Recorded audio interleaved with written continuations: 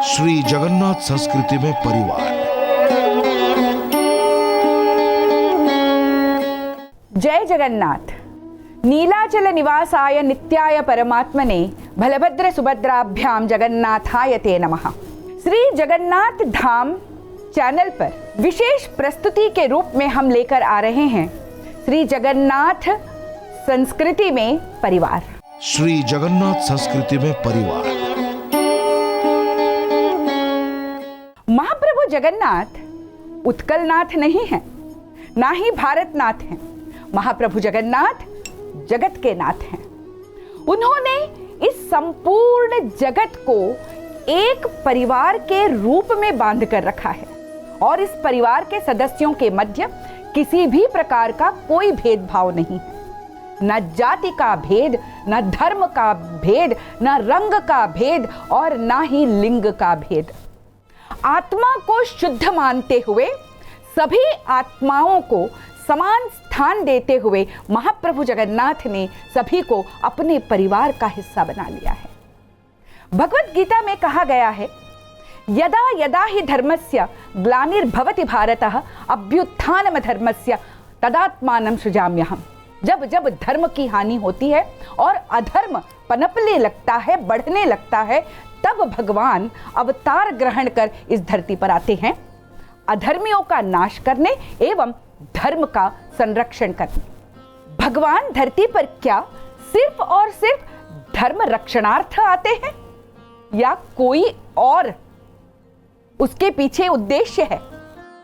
महाप्रभु इस धरती पर अवतार ग्रहण करते हैं मां के गर्भ से जन्म लेकर मां के मातृत्व की मधुरिमा को चखने के लिए, भाई बहन के साथ हंसते खेलते हुए बढ़ने के लिए, विवाह कर पत्नी के साथ मधुर संबंधों को जीने के लिए, संतान सुख को भोगने के लिए एवं गुरु के समक्ष बैठकर गुरुकुल में विद्याध्ययन करने के लिए। महाप्रभु परम ब्रह्म स्वरूप, उनको क्या ही आवश्यकता है किसी गुरु के समक्ष बैठकर विद्याध्ययन करने की?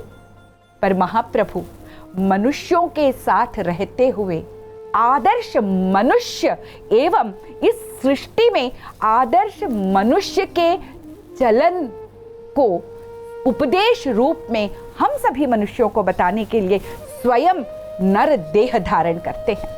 मानवीय संबंधों के अमृत को चखने के लिए नर रूप धारण करते हैं।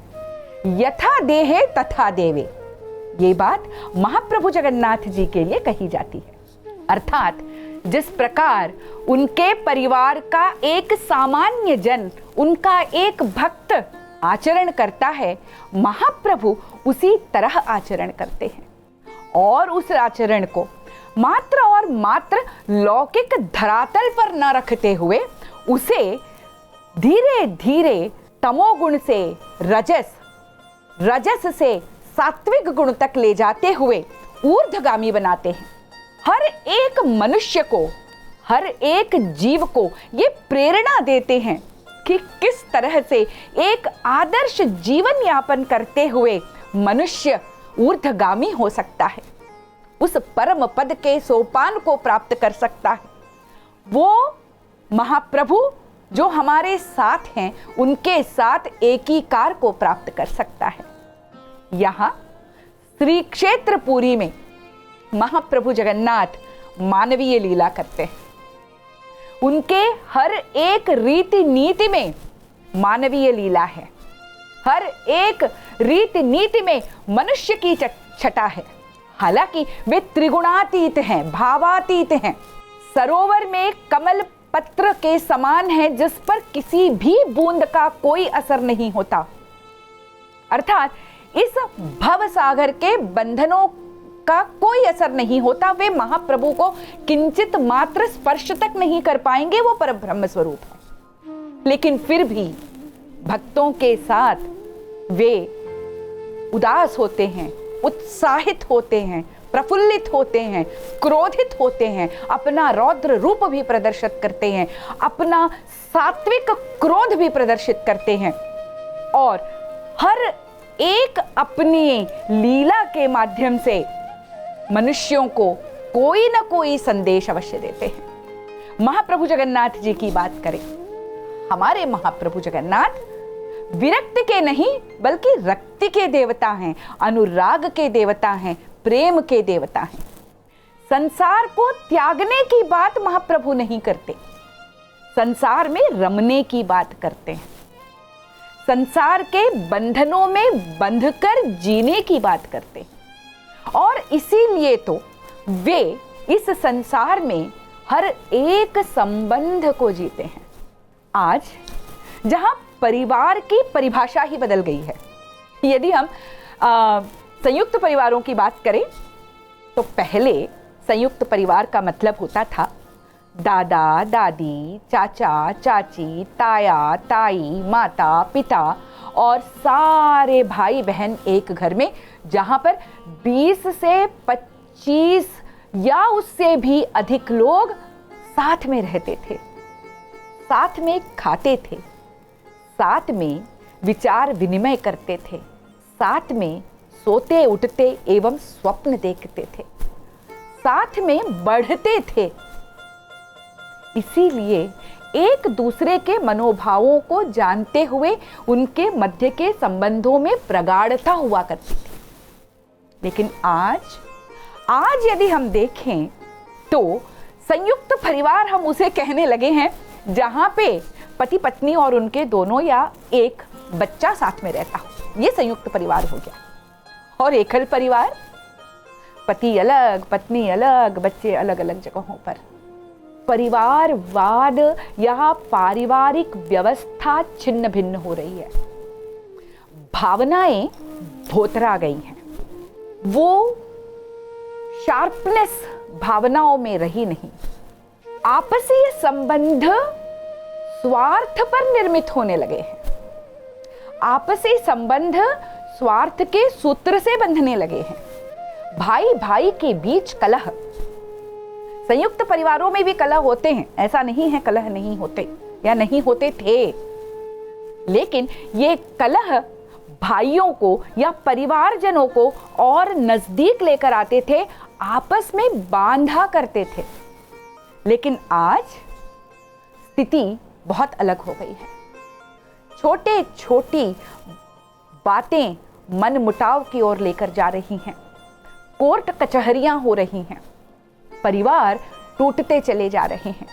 और ऐसी भीषण परिस्थितियों में, ऐसी विभीषिका में जहां पर मनुष्य संबंधों को पहचान नहीं रहा, वहां महाप्रभु जगन्नाथ अपने संस्कृति के माध्यम से परिवारों के सुदृढ़ महत्व को और परिवारजनों के बीच के सुदृढ़ बंधन को हमारे सामने परोसते हैं और कहते हैं जीवन का सार यही तो है।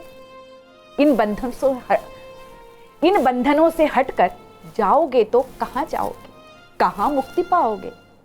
चाहे वो युग कोई भी हो,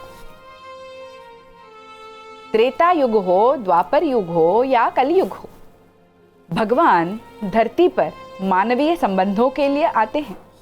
चाहे वो मां कौशल्या का ममत्व हो या देवकी तथा यशोदा का ममत्व हो, चाहे वह वशिष्ठ एवं विश्वामित्र के समक्ष बैठकर विद्याध्ययन करना हो या फिर सांदीपनी ऋषि के आश्रम में बैठकर विद्याध्ययन करना हो।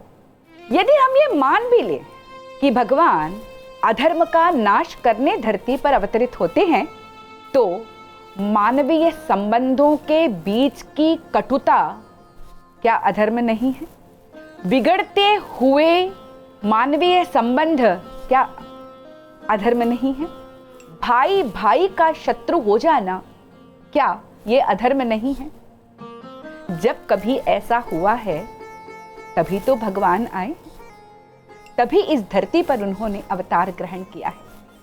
महाप्रभु जगन्नाथ सुंदर सात्विक भावनाओं से युक्त मानवीय संबंधों को प्रगाढ़ बनाते हुए हम सभी के हृदय में उनके महत्व को प्रतिपादन करने हेतु यहाँ इस श्री क्षेत्र में लीला कर रहे हैं।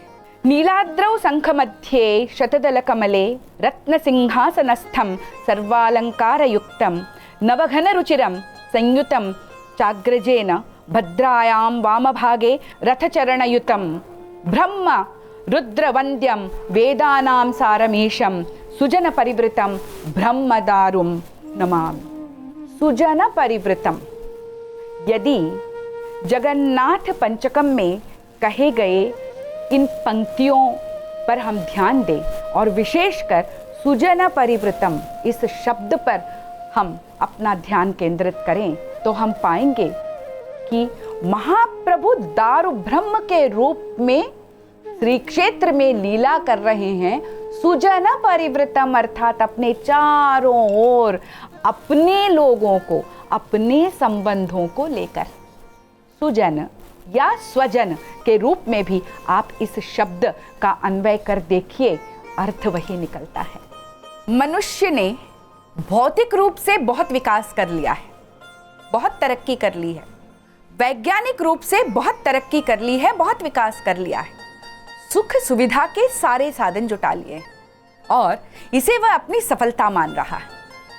स्वार्थ, मद, अहंकार, मात्सर्य के घेरे में घिरा हुआ है, जिसकी वजह से मानवीय संबंधों के बीच में घर्षण एक सामान्य प्रक्रिया बन गई है। बड़ी बड़ी अट्टालिकाओं में 2 या 3 लोगों का परिवार भी शांति से नहीं रह पा रहा, एक दूसरे के मुख को देख नहीं पा रहा, ये स्थिति बन रही है। और महाप्रभु जगन्नाथ श्री मंदिर में, श्री मंदिर के गर्भगृह में, उस गर्भगृह के भीतर एक रत्न सिंहासन पर 5 प्रकार के संबंधों का निर्वाह अति सुंदर तरीके से कर रहे हैं। कौन से हैं ये 5 संबंध?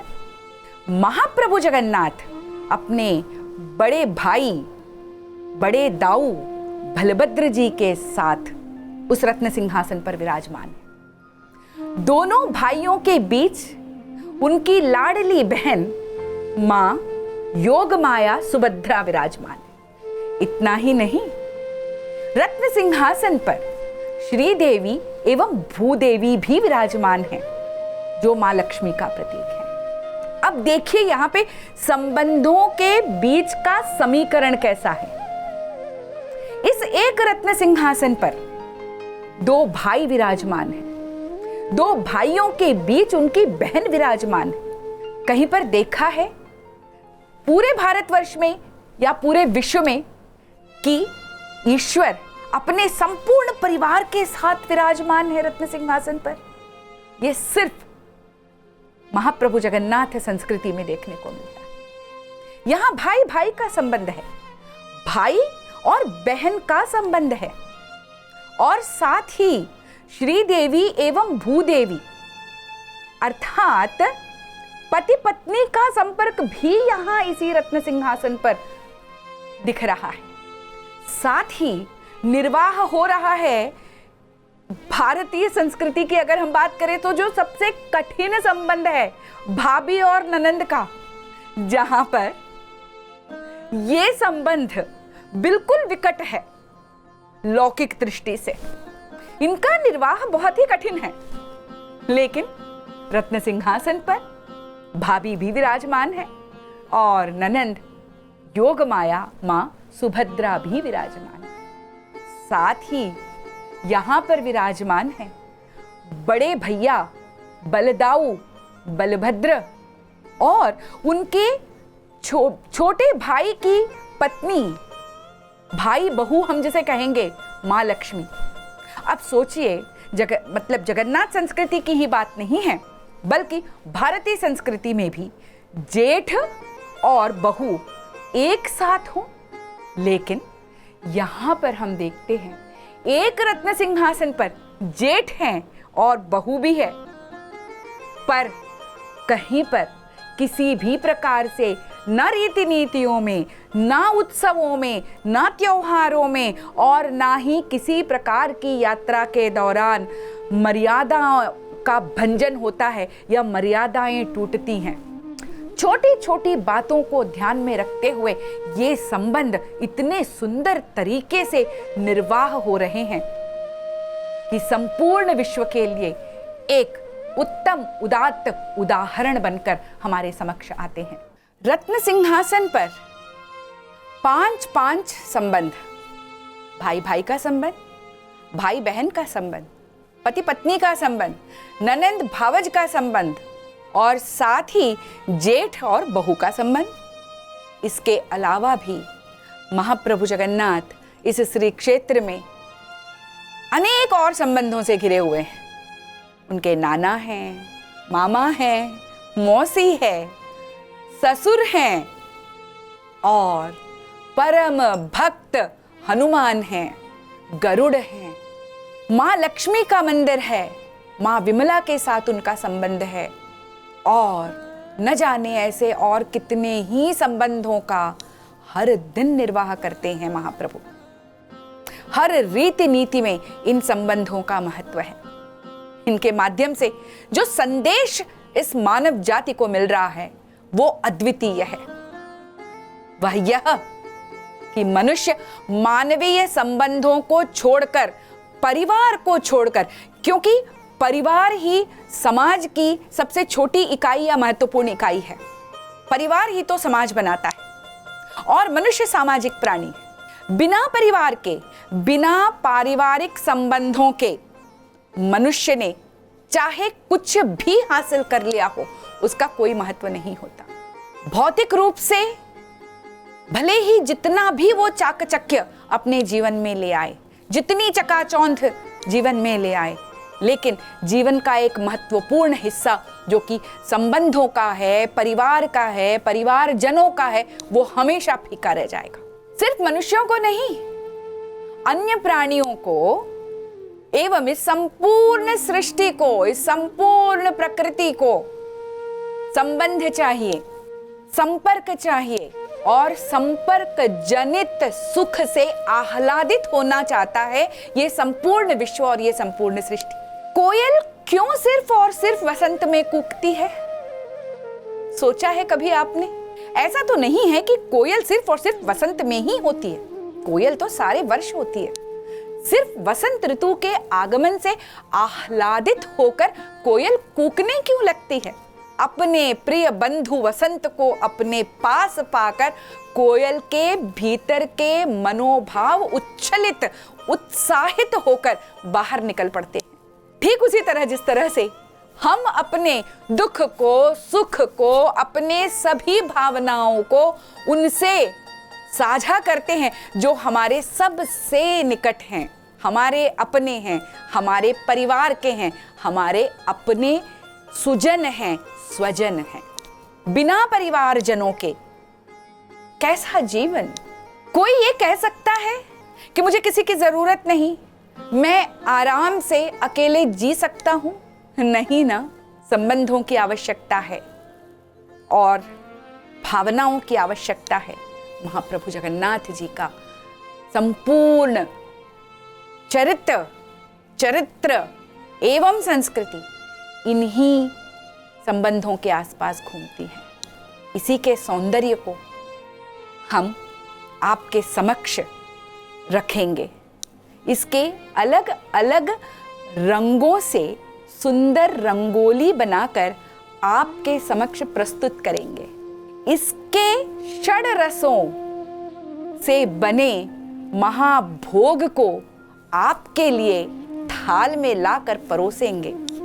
इन पारिवारिक संबंधों की सतरंगी इंद्रधनुष की आभा को आपके घरों तक उतारने का प्रयास करेंगे। इस प्रयास में हमारे साथ बने रहिएगा और हम महाप्रभु जगन्नाथ से भी यही प्रार्थना करते हैं कि उनकी असीम कृपा हमारे इस प्रयास का पाथेय बने, हमें शक्ति दे, सामर्थ्य दे और हम आप तक परिवार के इस सौंदर्य को पहुंचा सके। जय जगन्नाथ। श्री जगन्नाथ संस्कृति में परिवार।